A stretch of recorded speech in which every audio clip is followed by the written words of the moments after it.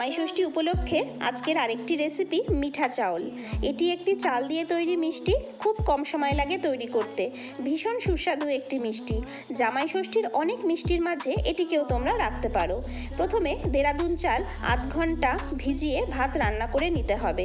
প্যানে ঘি গরম করে দারচিনি, এলাচ, লবঙ্গ ফোড়ন দিয়ে কাজু কিশমিশ ছেড়ে একটু নাড়িয়ে সেদ্ধ ভাত দিয়ে দিতে হবে। ভালো করে নাড়াচাড়া করে চালের সমপরিমাণ চিনি মেশাতে হবে। যারা মিষ্টি কম খাও তারা কম মিষ্টি দেবে, যারা ঘি কম খাও তারা সাদা তেল ও ঘি মিশিয়ে করতে পারো। চিনি দেবার পর গরম জলে জাফরান মেশানো জলটা দিয়ে হালকা হাতে ভালো করে নাড়াচাড়া করে ঢেকে দিতে হবে। মাঝে মাঝে ঢাকনা খুলে নাড়িয়ে দিতে হবে।